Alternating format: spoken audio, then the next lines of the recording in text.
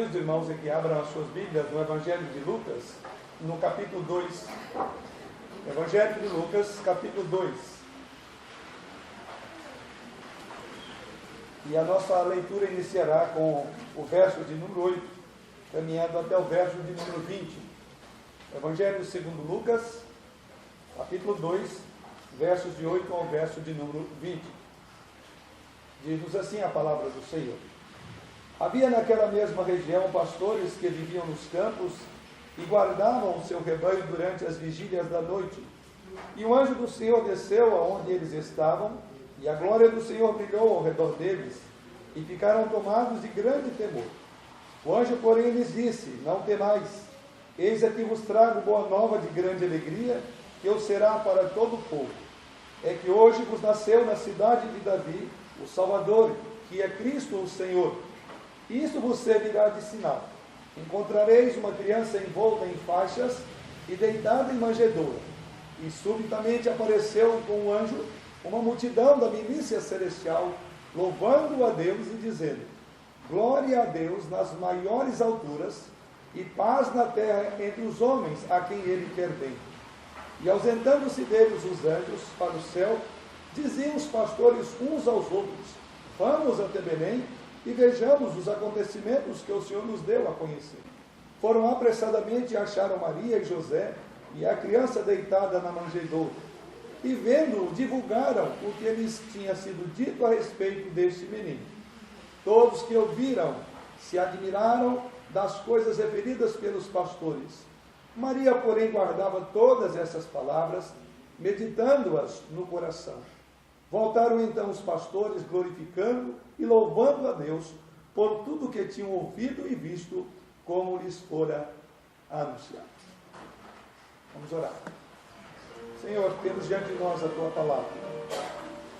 Pedimos-te que, da mesma forma como deste o dom, a visão de podermos enxergar e ler a Tua palavra como fizemos nesse momento, que também nos dês, ó Deus de amor, os óculos espirituais, a direção do Teu Espírito, a iluminação da Tua pessoa bendita, para que possamos ler além da mera letra e compreender os desígnios pelos quais o Teu Santo Espírito inspirou Lucas para narrar o maior de todos os acontecimentos que o mundo já viu, que é sobre o nascimento de Jesus.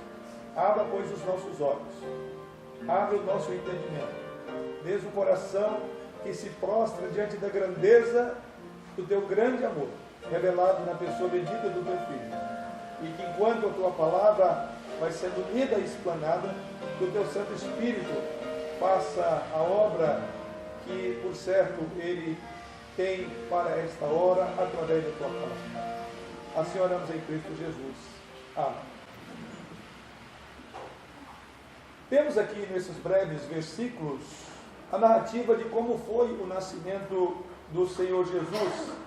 Melhor, a maneira como pela primeira vez ele foi anunciado a um grupo de pastores, conforme relata o próprio evangelista Lucas. O nascimento de um grande rei,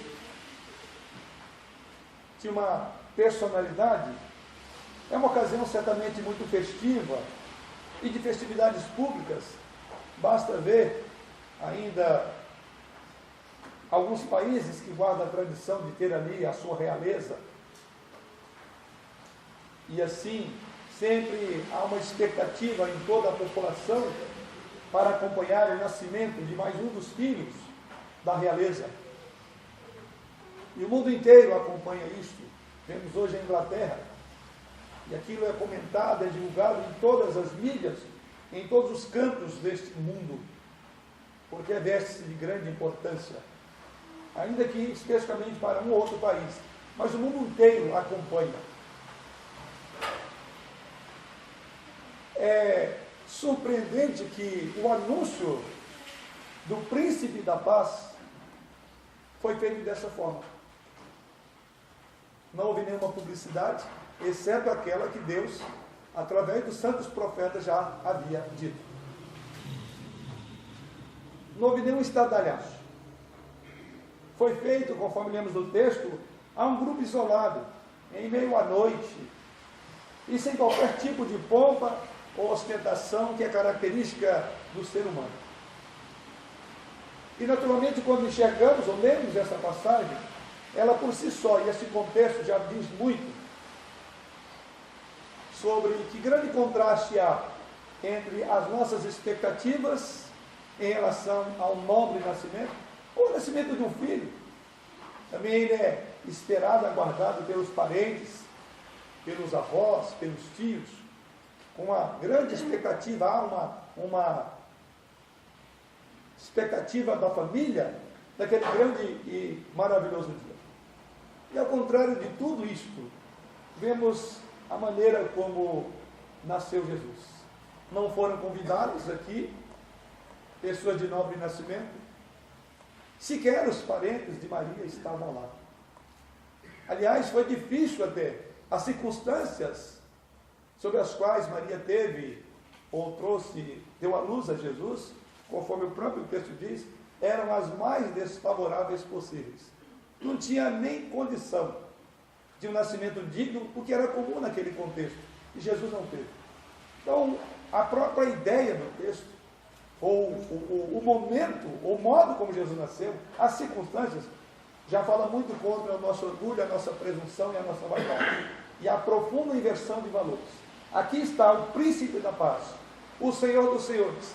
Aqui está aquele diante de quem todo joelho um dia haverá de dobrar-se. Dos maiores aos menores, dos mais poderosos homens que esse mundo já viu ou ainda verá. Todos eles, um dia, haverão de ajoelhar-se diante do Senhor dos senhores, do Deus dos deuses. Pois bem, como foi esse anúncio? Primeiramente, vemos que ele foi proclamado por anjos. E a quem é que os anjos falam? Falam aqui a uma classe que não era lá, uma classe bem vista no contexto social. Aprendamos, pois, à luz da própria narrativa, alguns pontos, alguns ensinos que, por certo, Deus tem para nós nesta noite.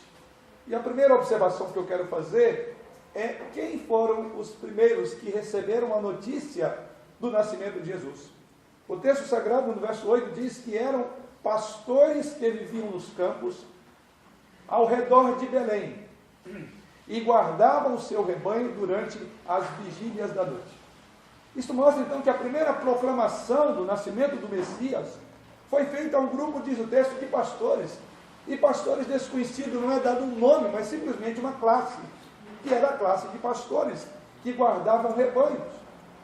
Mas surge a pergunta, por que há pastores? Por que não aos sacerdotes? Por que não aos escribas? Por que não aos governadores? Por que não aos poderosos daquela época? Já que havia, e bastante. Porque o anjo aproxima-se e dá esta mensagem dizendo, olha, a vocês quero informá-los que hoje vos nasceu na cidade de Davi o Salvador, que é Cristo o Senhor. Ao visitar os pastores, o anjo, na verdade, ou esses anjos revelam a profunda graça de Deus para com a humanidade caída. Na realidade, os pastores viviam à margem da sociedade de Israel. Seu trabalho não passava ou acabava tornando-os cerimonialmente impuros. Eles eram considerados assim em função do próprio trabalho que eles desenvolviam. Mas não apenas impuros, mas também obrigava-os a passar meses longe do próprio templo,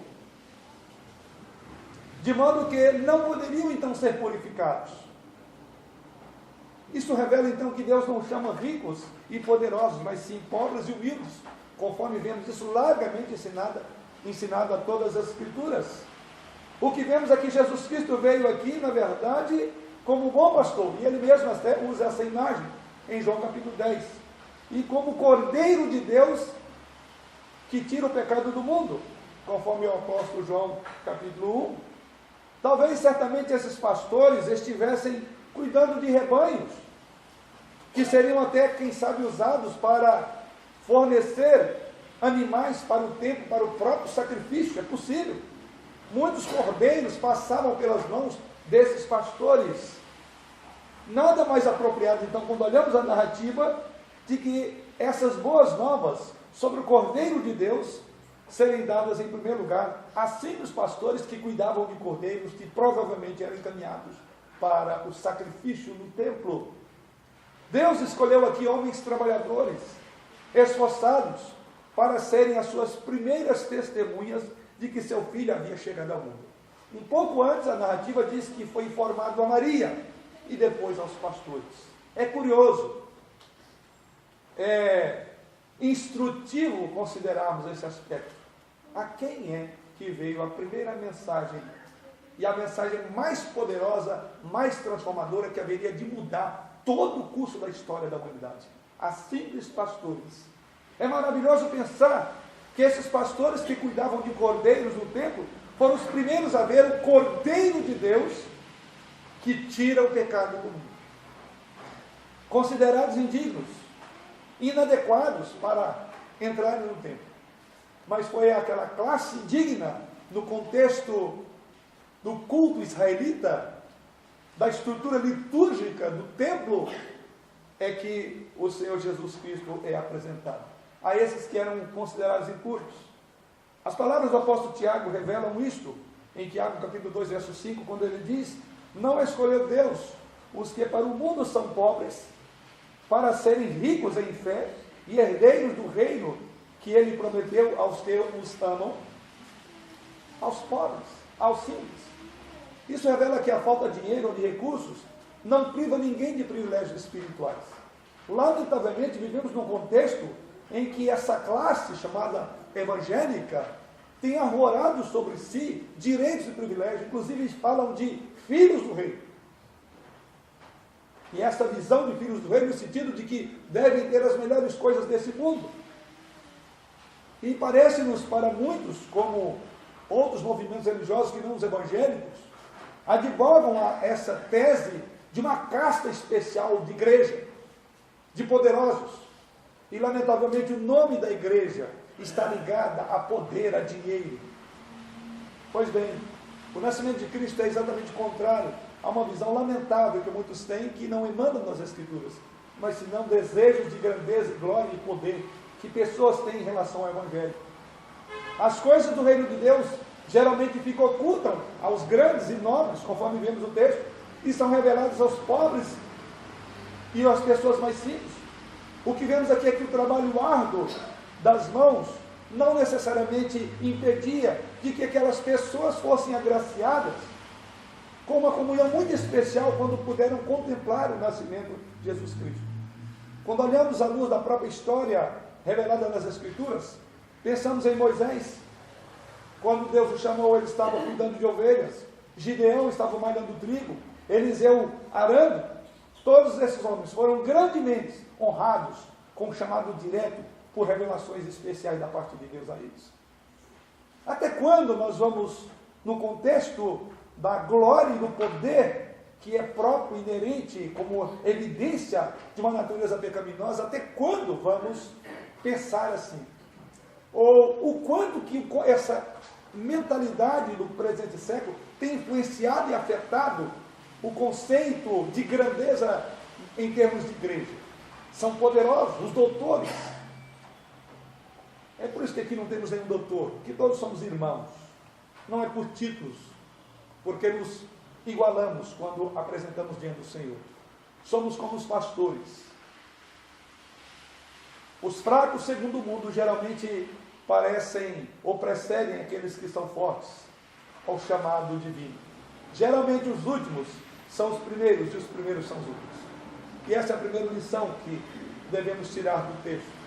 Há uma classe simples, excluída no contexto não só social, mas religioso. Foi exatamente a eles que o anjo ou que os anjos anunciaram. Mas passemos ao segundo aspecto a ser considerado ou avaliado no texto.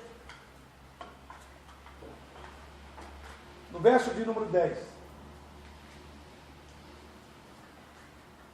nós lemos: o anjo, porém, lhes disse: não temais, eis aqui vos trago boa nova de grande alegria, que o será para todo o povo. Outro ponto que merece a nossa atenção é qual é o anúncio. Anuncia o nascimento de Jesus Cristo aos pastores. E o anúncio é este: eis aqui vos trago boa nova, de grande alegria, que eu será para todo o povo. Não devemos surpreender das palavras usadas pelos anjos. Eles falam aqui de boas novas, mas a pergunta é: quais as boas novas? As boas novas aqui que os anjos traziam aos pastores não é de que eles haviam sido enviados a um soldado. Aqui não há anúncio de que Deus mandava um soldado, ou um juiz, ou um grande reformador, mas que Deus mandaria o Salvador para suprir a maior necessidade do homem. Era uma mensagem de paz ao mundo que passava por inúmeras guerras. A famosa Pax Romana, ou seja, a paz romana, estava em vigor desde 27 a.C., mas a ausência de guerra não era garantia de paz com Deus. E é por isso que a mensagem, ela é uma mensagem de paz, trazida àqueles pastores e a todos aqueles que haveriam de ouvi-la posteriormente. De acordo com o filósofo estoico Epiteto, ele diz o seguinte: o imperador pode fazer cessar a guerra, dando paz à terra e às marés, mas não é capaz de fazer cessar paixão, aflição e inveja. Não é capaz de dar a paz ao coração, pela qual o homem anseia mais do que qualquer outra paz exterior. E esse era o conteúdo da mensagem: paz, uma mensagem de paz. Aquela que o próprio Jesus Cristo disse: deixe-vos a paz, a minha paz vos dou. Não vos dou como o mundo a dá. Não se atemorize, não se turbe o vosso coração, disse o Senhor. Credes em Deus, credes também em mim. O termo hebraico usado aqui é shalom. A paz aqui significa muito mais do que uma trégua diante de uma batalha da vida, mas significa bem-estar. Paz aqui significa prosperidade. Paz aqui significa segurança, integridade, plenitude. Então é um termo muito forte, carrega muitos sentidos na maneira como ele é usado na língua original. É mais relacionado ao caráter do que às circunstâncias, posto, conforme dizemos, que havia uma certa a Pax Romana, já prevalecia desde 27 a.C. Mas os anjos proclamam uma paz que não era aquela paz romana, ou a Pax Romana. Era algo que transcendia. Não tinha muito a ver com as circunstâncias, mas com o caráter. A vida naquele tempo era tão difícil quanto os dias de hoje. Os impostos eram altos e pesados. O desemprego estava cada vez mais alto. Os padrões morais cada vez mais baixos. E o governo militar controlava através dessa Pax Romana. Nem a lei romana, nem a filosofia grega, nem mesmo a religião judaica eram capazes de suprir as necessidades do coração humano.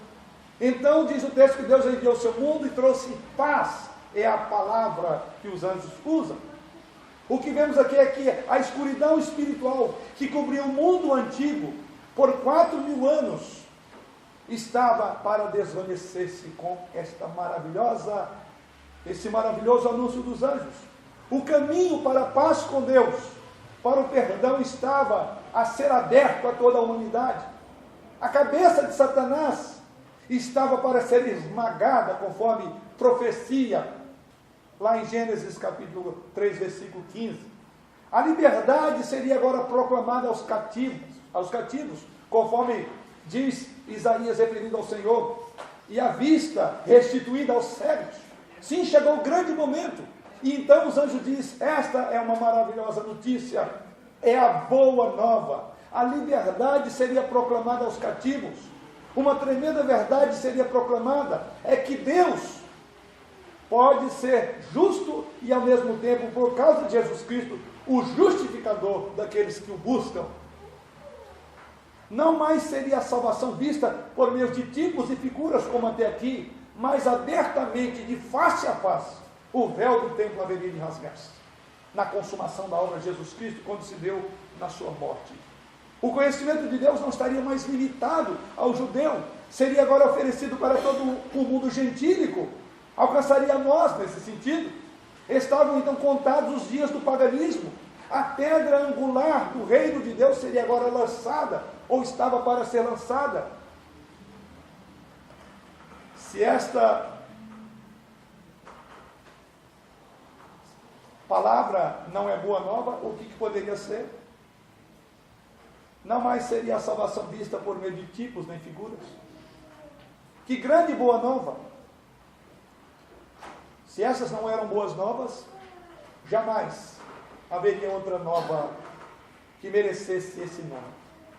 É a maior de todas as boas novas. Desde o mundo antigo até o presente tempo, a boa nova foi dada na noite de Natal. Mas caminhamos um pouco mais no verso 13.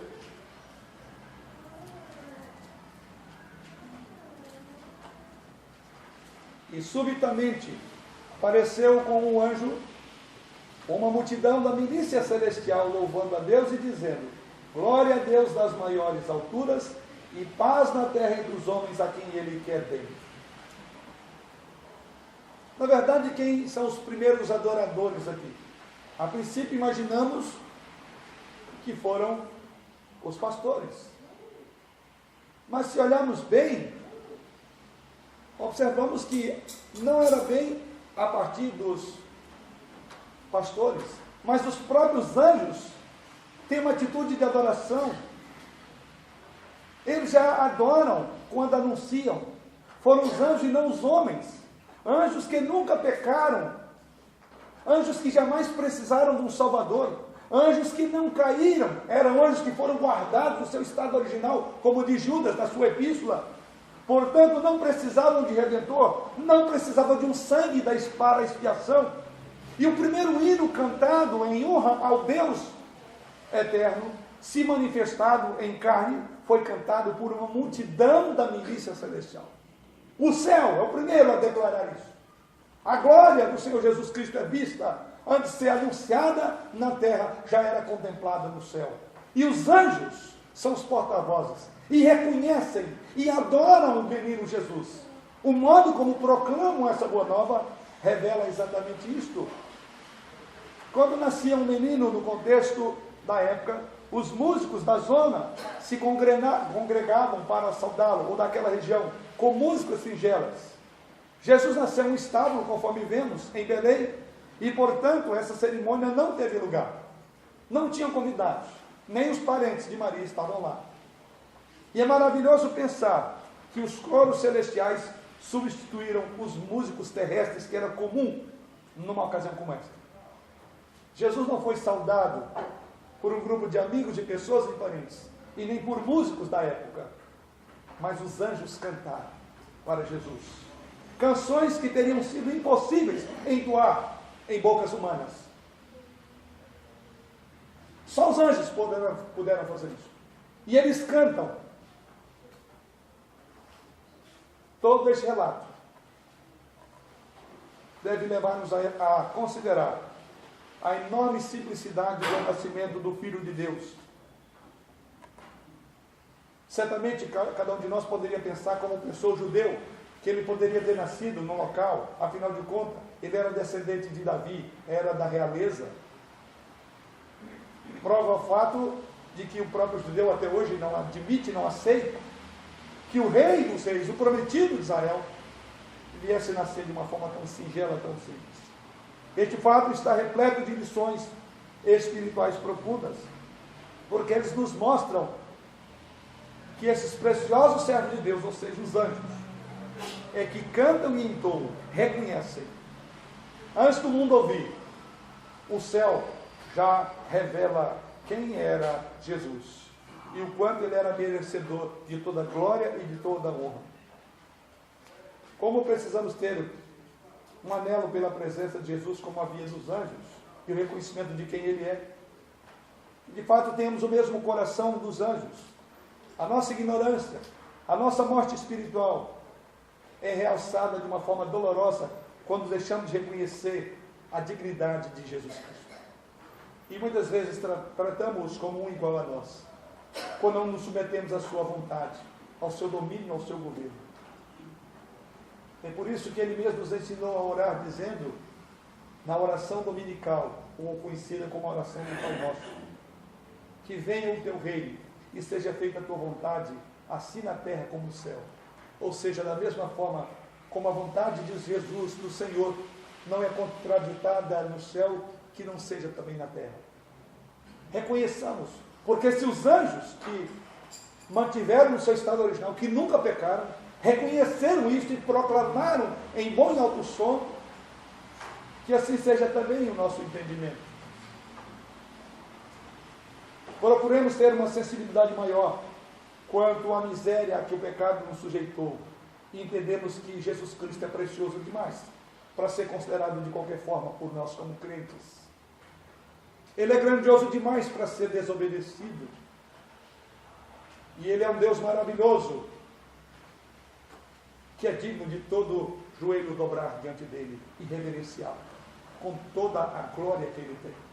Assim os anjos fizeram, nos ensinando quem é Ele. É lamentável que mesmo tendo feito isso, ainda por vezes a igreja, vou usar uma figura de linguagem, costuma pegar queda de braço com o Senhor, pelo seu domínio e seu governo na igreja. E aqui aprendemos que a glória dele é reconhecida no céu, assim bem como a sua soberania, e é cantada pelos anjos nesse canto maravilhoso. Verso de número 14, lemos: glória a Deus nas maiores alturas, e paz na terra entre os homens a quem Ele quer bem. Há um hino de louvor, e diz o texto que esse hino ele é pronunciado, ele é cantado pela milícia celestial, e os anjos cantam diante dos pastores, e ao cantar, analisando a letra desse cântico, é extraordinário o que esses anjos falam. Essas palavras famosas, conhecidas, inclusive cantadas por muitos de nós em nossos cânticos, têm recebido diversas interpretações. Mas há, todavia, eu quero crer, uma interpretação que pode ser tirada dessa expressão. A extraordinária expressão usada pelos anjos nesse coro universal. Primeiramente, o hino começa dizendo: glória a Deus nas maiores alturas. É a primeira estrofe desse canto, no verso de número 14. A ideia é que deve-se tributar o mais alto grau de louvor a Deus por causa da vinda de Jesus Cristo a este mundo. O mais alto de louvor deve ser dado. Glória a Deus nas maiores alturas. Sua vida e sua morte na cruz glorificam os atributos de Deus. Que atributos de Deus são glorificados na pessoa de Jesus Cristo, tanto na vida quanto na morte. Atributos como da sua justiça, a sua santidade, a sua misericórdia, a sua sabedoria, como nunca antes. A criação glorificou a Deus, quando Deus fez todas as coisas do nada. Mas não tanto quanto a redenção. É na redenção que nós vemos Deus de uma forma mais profunda e gloriosa. Quando Ele faz-se um de nós e revela o seu amor. Se a história da humanidade tivesse parado no Éden, talvez não conhecêssemos a Deus como conhecemos hoje. É na redenção que o enxergamos melhor. É quando o Verbo se faz carne e apieda-se de uma raça em delitos e pecados como a nossa. É aí que entendemos algo maravilhoso, que é um grande amor de Deus. Não há maior amor do que isso. Sim, glória a Deus nas maiores alturas. E o hino continua dizendo: e paz na terra. Diz ainda o hino: é chegada à terra a paz de Deus, que ultrapassa todo o entendimento, a perfeita paz estabelecida entre Deus santo e o homem pecador. A paz que Jesus comprou com o seu próprio sangue, que agora é oferecida gratuitamente à raça humana. A paz que é sendo recebida no coração leva os homens a viverem em paz uns com os outros e com Deus. Por isso que ele diz: e paz aos homens, a quem Ele quer bem. E o hino prossegue, termina falando: paz entre os homens, a quem Ele quer bem. Este é o tempo que a bondade e o amor de Deus para com os homens culpados devem tornar-se totalmente conhecidos. Essa paz de Deus deve ser proclamada e conhecida aos homens também. O seu poder foi visto na criação. A sua justiça foi vista no dilúvio. Mas a sua misericórdia ficou para ser completamente revelada no nascimento e na expiação de Jesus Cristo. Este era o sentido do hino cantado pelos anjos naquela noite de Natal. Felizes aqueles que podem penetrar o seu profundo significado. E ao penetrar esse significado, certamente concordarão de coração com o conteúdo do que é dito aqui. Realmente, glória a Deus nas maiores alturas e paz na terra aos homens aquele que quer bem. Certamente todo aquele que espera morar no céu deve ter uma intimidade com a linguagem dos habitantes de lá. E a linguagem dos habitantes do céu é essa que está aqui. A glória ao Senhor sobre todas as coisas. Que as nossas vozes se unam também aos anjos na milícia celeste. Caminhamos um pouco mais, observemos os versos 15 e o verso 20. E ausentando-se deles os anjos para o céu, diziam os pastores uns aos outros: vamos até Belém e vejamos os acontecimentos que o Senhor nos deu a conhecer.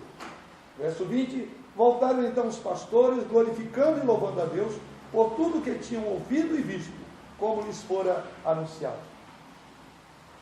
O último ponto a ser considerado é a maneira como eles obedeceram imediatamente. E nessa obediência demonstraram conhecimento de que aquela boa nova que os anjos traziam do céu era uma boa nova que tinha que ser proclamada também. Aqui, na verdade, temos os primeiros evangelistas. Os primeiros que vão anunciar o Evangelho. No final do seu ministério, Jesus Cristo olha para a sua igreja, olha para os seus discípulos e diz: ide por todo mundo e pregar o Evangelho a toda criatura. Mas antes dos discípulos fazê-lo, os pastores foram os primeiros que foram pelo mundo pregando o Evangelho. Foram. Ninguém ordenou que fizessem isso. Eles fizeram de modo próprio. Foram tão impactados pela mensagem dessa boa nova que vinha do céu, ficaram tão deslumbrados com o cântico celestial, que não se contiveram. E é curioso o contraste entre o temor que tomou conta do coração quando ouviram os anjos, isso está lá no verso de número 9, e um anjo do Senhor desceu aonde eles estavam, e a glória do Senhor brilhou ao redor deles, e ficaram tomados de grande temor. Eles trocam o temor por ação, porque eles compreenderam que não era para temer, porque era uma boa nova, e boa nova se proclama. Boa nova não se espera ordenar para fazê-la. Notícia boa tem que voar. Via de regra a gente faz o contrário. Notícias ruins voam e notícias boas caminham com dificuldade. É uma boa notícia. Eles foram impactados pelo Evangelho, alcançados pelo Evangelho da graça, de que Deus trazia paz aos homens. Consequentemente, diz o texto que eles apressadamente foram para pregar. Verso de número 16. Foram apressadamente a Maria, depois foram anunciar. Não duvidaram, não questionaram, não hesitaram, não perguntaram se era assim mesmo, ou o que deveriam fazer a partir dali. Mesmo que as notícias recebidas parecessem estranhas, até improváveis, que causassem um certo temor quando um anjo apresentou-se a eles, eles agem imediatamente, fundamentado naquilo que a revelação de Deus fora dada.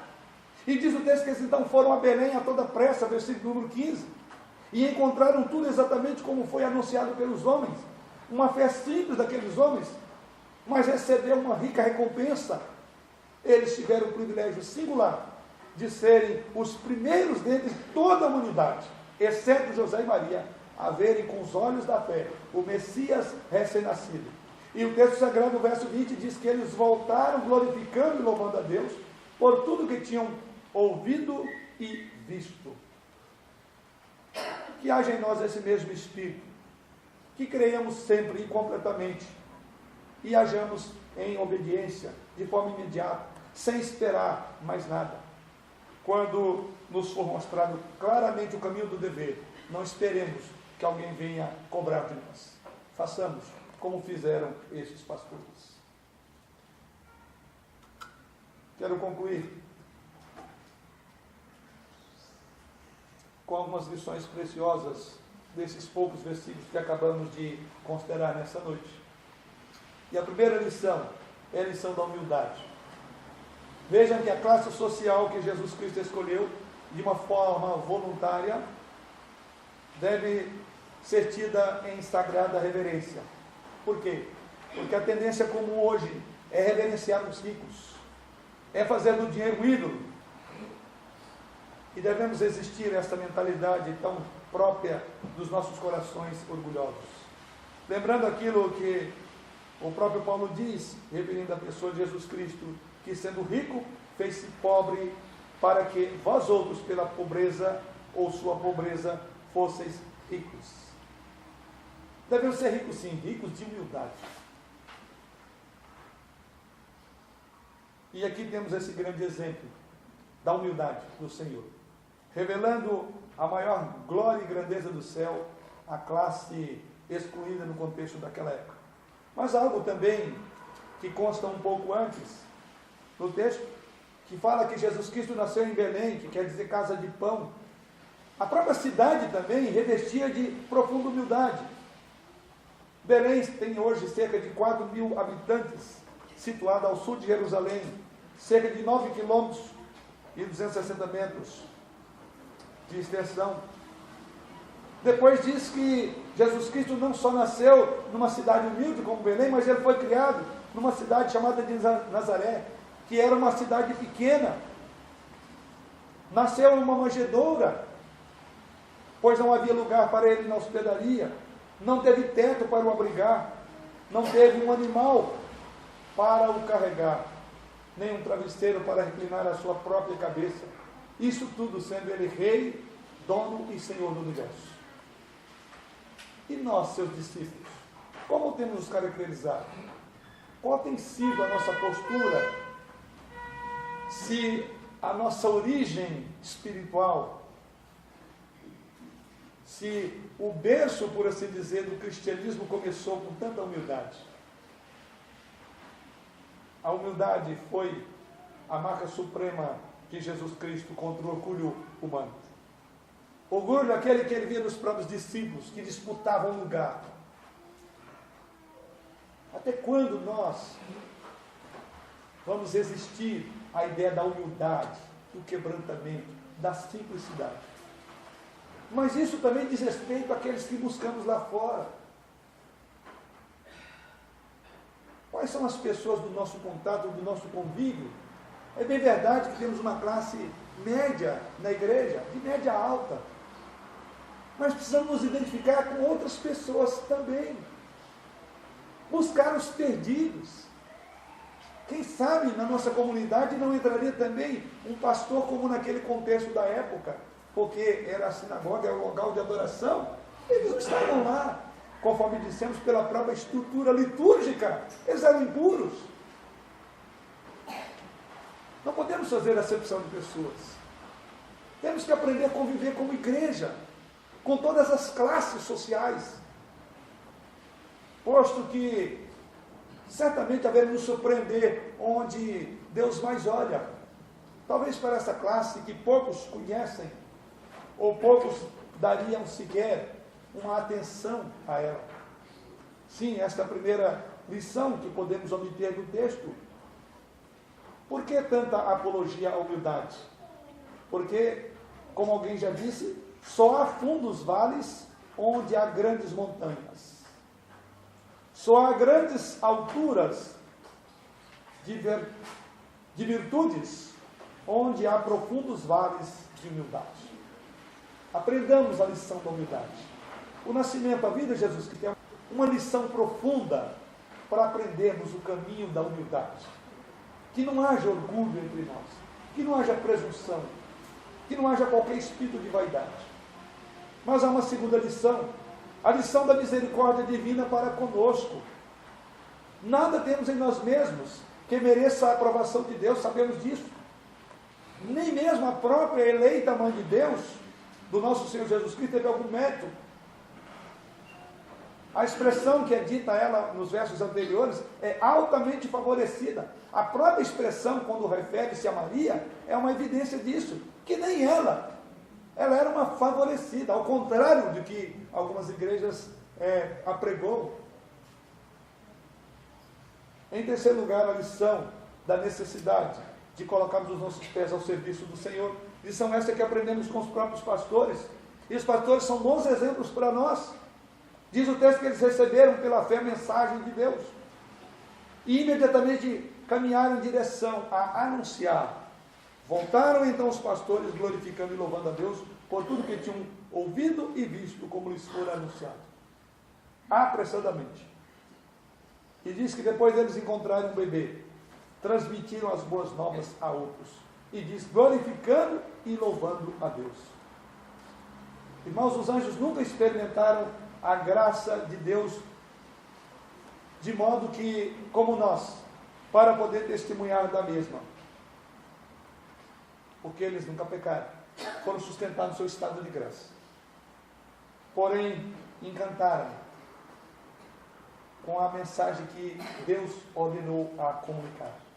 Encantaram de ver o glorioso amor de Deus para uma raça caída como a nossa. Cantaram e encantaram nesse cântico.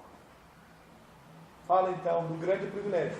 Eles se viram com um grande privilégio de anunciar o Evangelho.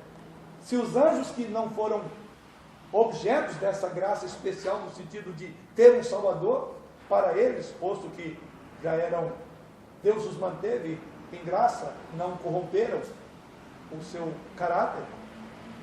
Mas se eles viram isso como uma boa nova, uma nova de misericórdia, e ficaram entusiasmados por proclamá-la, o que dirá de nós? Que fomos alcançados por esta boa nova. O que não deveria se esperar de cada um de nós com relação a pés velozes para proclamar ao mundo perdido como nós? De que Jesus Cristo, de que o Natal de Jesus Cristo trouxe paz aos homens. Sim, essa mensagem nos encoraja a fazer como os pastores. E encanta o nosso coração como os anjos fizeram. É proclamar a boa nova. Não há como aquele que foi alcançado por essa boa nova do Evangelho, não há como aqueles que entenderam o verdadeiro sentido do Natal silenciarem-se no seu próprio canto. A própria mensagem do Natal impulsiona-nos a sair daqui para pregar aos que estão perdidos lá. Do contrário, ela não é uma boa nova para você. Se é boa nova, deve ser proclamada urgentemente. Não precisa nem ordem para proclamar. Por isso, que a mensagem do Natal seja para mim, seja para você, um profundo encorajamento. A humildade, ao reconhecimento da graça de Deus que se apiedou de nós, sendo nós ainda pecadores, e ao mesmo tempo a necessidade que temos de imediatamente falar aos perdidos lá fora. É uma maravilha estar numa igreja numa ocasião como esta e trazer à nossa memória todos os poderosos feitos de Deus por nós. Mas inúmeros que estão lá fora, inúmeras pessoas, não têm ideia do que é o Natal. Continuam nos seus festejos, nas trocas de presente, na futilidade. E a razão do mundo está assim. Não é outra senão a culpa do silêncio da igreja. Cabe à igreja fazer como os pastores. Corramos e anunciemos ao mundo que é Natal, que Jesus nasceu. E glória seja dada a Deus nas maiores alturas. E Deus será glorificado à medida que o seu povo se colocar a caminho de proclamar a boa nova de que Jesus nasceu. Amém. Amém.